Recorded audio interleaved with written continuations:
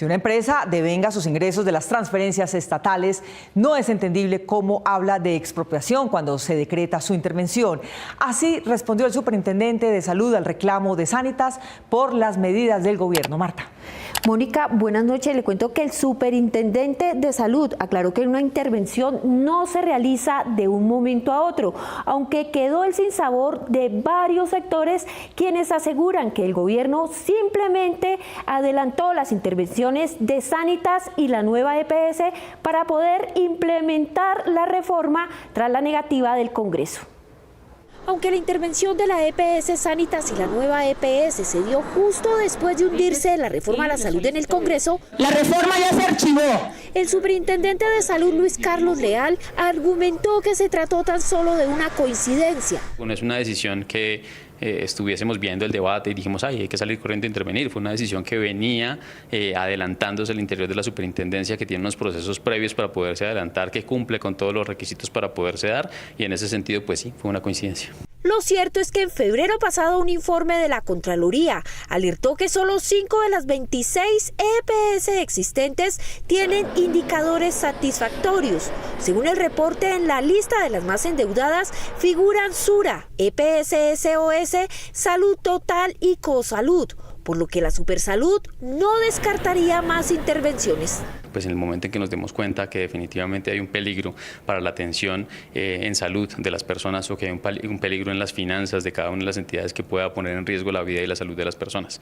Así que pues nosotros simplemente vamos a seguir haciendo nuestra labor aquí al interior de la superintendencia. Este sábado se conoció un video del principal accionista de la EPS Sanitas, Joseba Grajales, quien aseguró que revertirá la intervención de la EPS. Quiero que sepan que nuestro principal objetivo en este momento es revertir esta situación. Estamos trabajando incansablemente para resolver este desafío. Es de mencionar que el grupo Keralty anunció también acciones legales y tildó la decisión de arbitraria. Incluso se catalogó también como una expropiación. Cuando una entidad maneja recursos públicos, que son recursos de la salud, y otra entidad entra a administrarlos, no entiendo la cabida de la palabra expropiación. Aunque el servicio de salud se seguirá prestando a los usuarios, sigue la incertidumbre tras la petición de la liquidación voluntaria que hizo la EPS compensar, argumentando una compleja situación financiera del sistema de salud.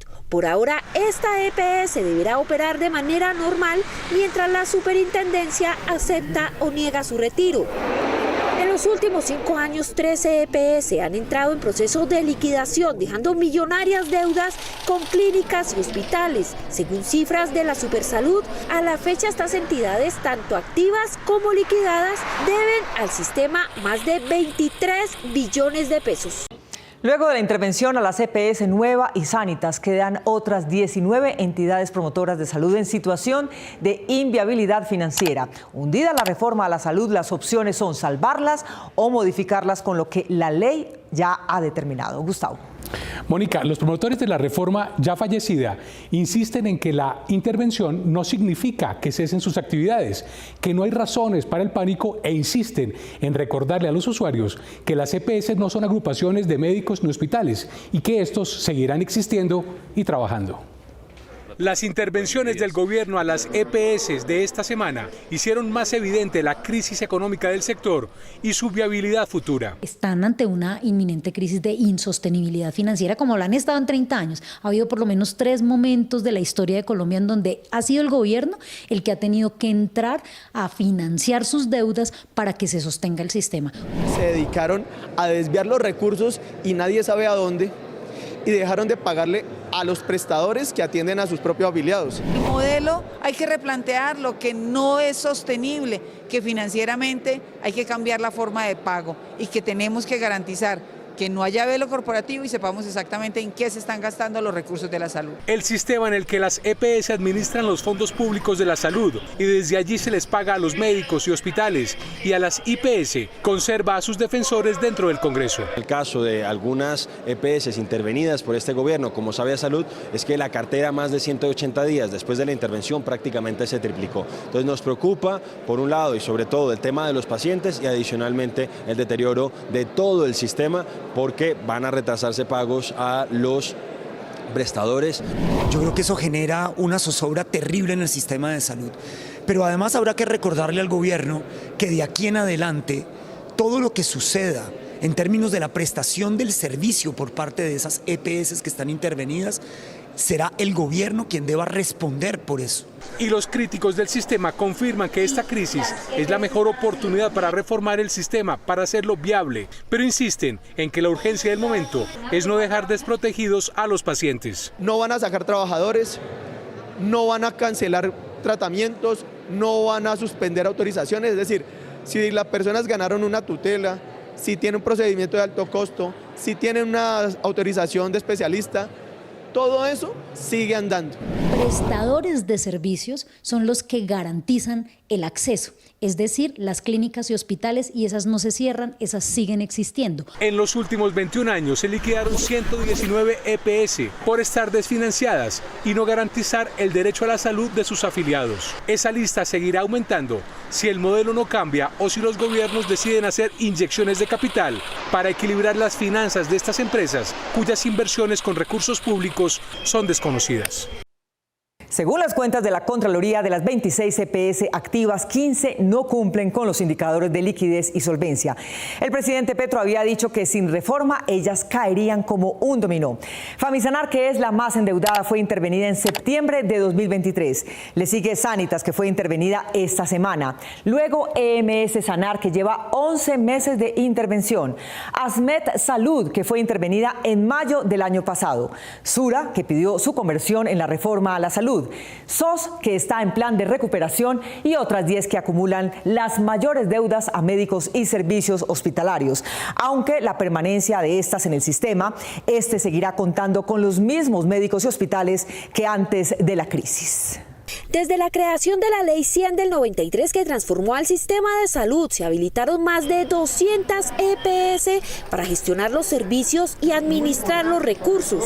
Muchas de ellas desaparecieron en su momento tras fusionarse con otras entidades, otras por problemas de gestión y algunas por indelicadezas en la administración de los recursos públicos, como el caso de Saludcop, que llegó a tener 5 millones de afiliados y habría sufrido un desfalco por más de 14.000 millones de pesos. En los últimos 5 años y tras nuevas condiciones financieras han sido liquidadas 13 EPS, como Comeva, Café Salud, Cruz Blanca, Salud Vida, Medimás, entre otras 5. En el gobierno Petro se ha ordenado la intervención de otras 6 y promete que no todas llegarán a la liquidación. En cuestión de 26 años han sido liquidadas más de 100 EPS en Colombia. Entonces, ese es un indicador de que la crisis no es nueva, ¿no? No es apelable o no es relacionada con este gobierno. Las recientes intervenciones de las EPS Sanitas y la nueva EPS generaron preocupaciones en pacientes de enfermedades huérfanas, víctimas de los desórdenes administrativos de entidades ya liquidadas. Porque la mayoría venimos de esa extinta Medimás, donde nuestros tratamientos quedaron en el aire, donde muchos de nuestros pacientes murieron esperando un tratamiento, y migramos a Sanitas, a 9PS, a Compensar, a Sura. Pacientes de las EPS recientemente intervenidas admiten que aún es temprano para saber si han sido o no afectados. Siguen las citas, siguen las autorizaciones, está igual, ni a tan pocos días de la intervención, pues no se puede saber si el sistema va a mejorar o a desmejorar. Mientras tanto, otros actores del sistema consideran que debe presentarse otra reforma a la salud en el Congreso para evitar un colapso en el sistema. Debemos manejar de manera inmediata el problema de la atención a los usuarios, garantizándola, y a mediano plazo, después del 20 de julio, la presentación de un nuevo proyecto de ley de reforma que atienda las necesidades, las, ideas de todos los que hacen parte de la prestación del servicio. Todos debemos estar empeñados en sacar adelante una reforma consensuada. Pacientes y médicos aseguran que seguirán siendo los perjudicados en la confrontación entre las EPS y el gobierno si este pretende implementar la reforma por decreto.